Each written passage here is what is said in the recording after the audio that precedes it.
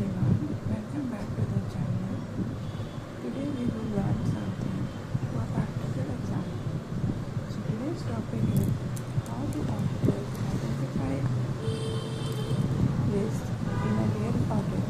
So before that, let us imagine that you have been appointed as the auditor of a manufacturing company that produces electrical appliances. So before checking the invoices, what do you need to check? So you need to check you need to understand the business, right? Because if you don't understand the business, you will not know where the risk is, what you need to check exactly. So for that, what we need to do, we need to learn about the company.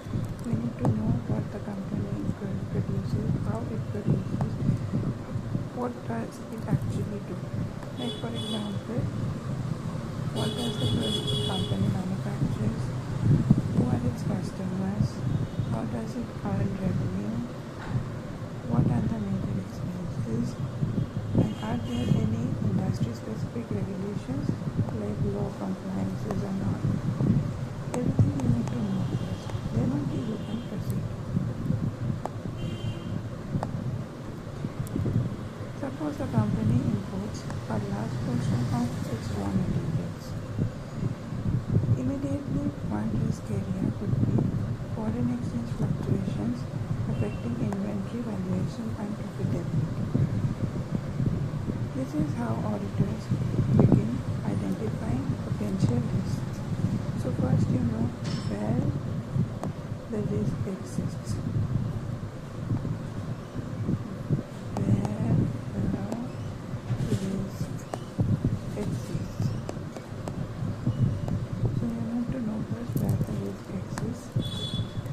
Then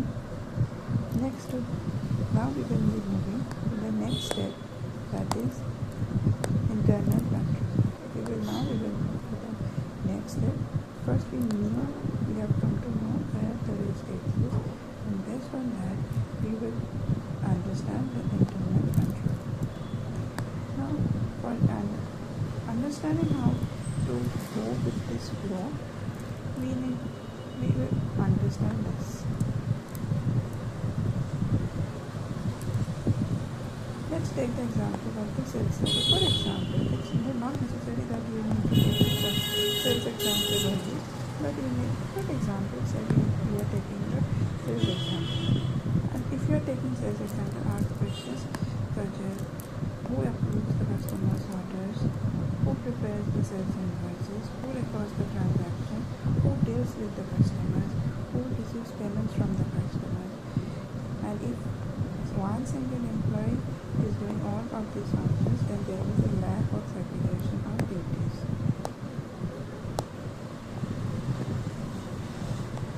Okay, you need to understand.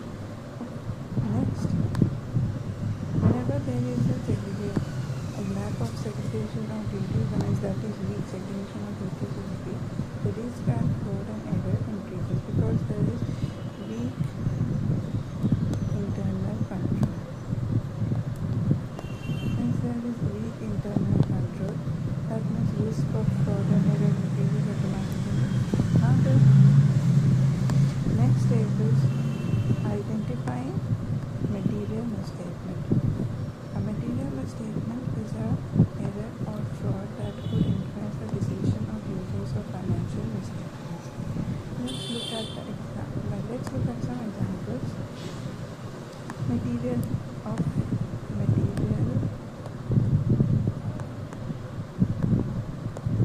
misstatements.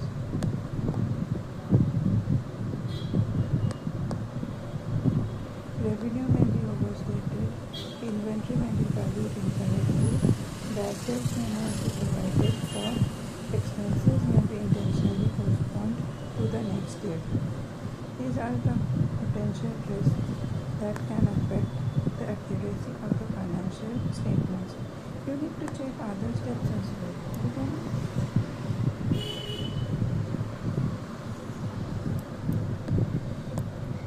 You can check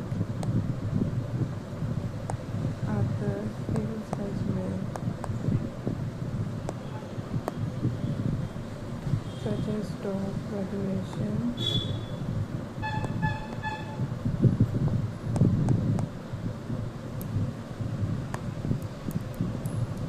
then data confirmation, etc. Okay.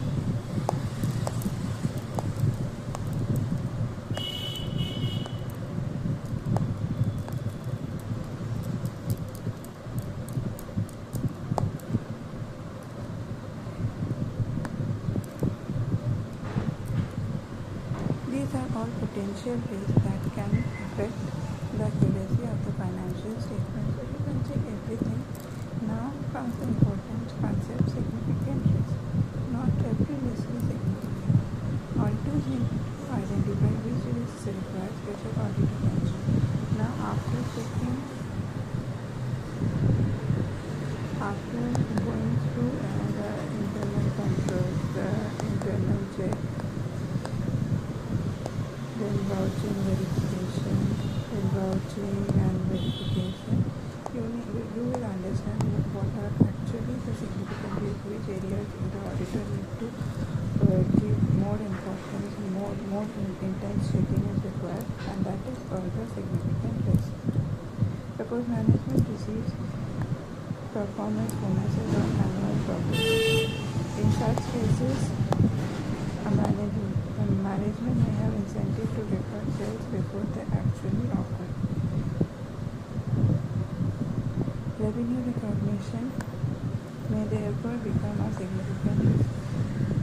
In CFINO, there was one thing that since the director was getting incentive because based on sales target, he used to increase the sales amount at the end of the year. So as an auditor, you need to check the actual receipts, whether actual receipts are present or not. Next, similarly, related party transactions, unusual journal entries, then complex accounting achievements also qualify as significant risk. After identifying risk, auditor access two factors. First, how likely is the risk to occur? Second, if it occurs, how management would impact it. A risk that is highly likely and has a major financial impact requires extensive audit procedures. For example, if inventory constitutes 50% of total assets, errors in inventory valuation can significantly affect the financial statements. So, proper check of inventory valuation is required.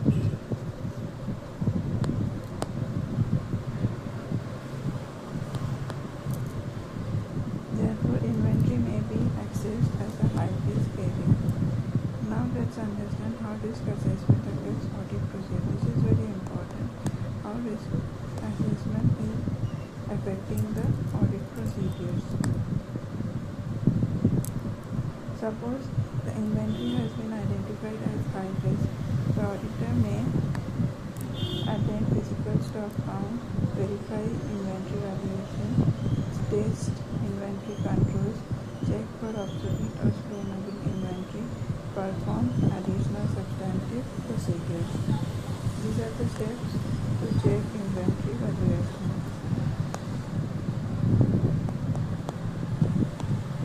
Okay. Similarly, if revenue is identified as a significant risk, auditors may perform detailed testing of sales transactions, cut-off procedures, analytical review. This is where AC 330 comes into the picture. Now see the sequence. In AC 315, it helps auditors to identify and assess the risk. AC 330 requires auditors to design audit procedures in response to those assessed risks. AC 315 and AC 330 are closely connected. One identifies the risk, the other responds. In AC 315, we are identifying the risk. Is it 3:30? You are responding to the test.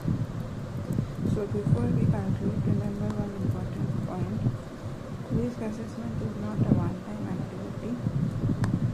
Throughout the audit, if new information comes to light, auditors may need to revise their risk assessment and modify their audit procedures accordingly.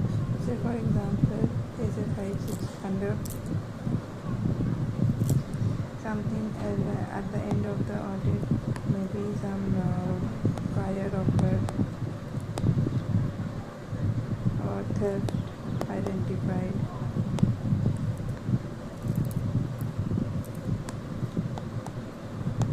Then naturally your risk assessment procedure will change. So in summary, first you have to understand the business, then internal control, then risk of material misstatement, then determining significant risk and likelihood and impact, and assessing, then designing appropriate audit procedures, and finally you will decide the audit procedures. So if you want to understand this practical flow, so 315 becomes much easier. Is it first is it 300 comes,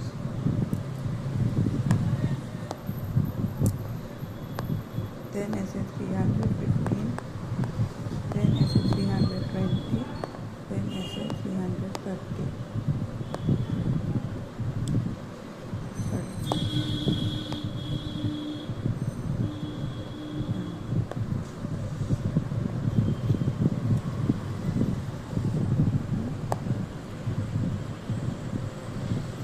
Also let me know in the comments which auditing standard next you would like to understand.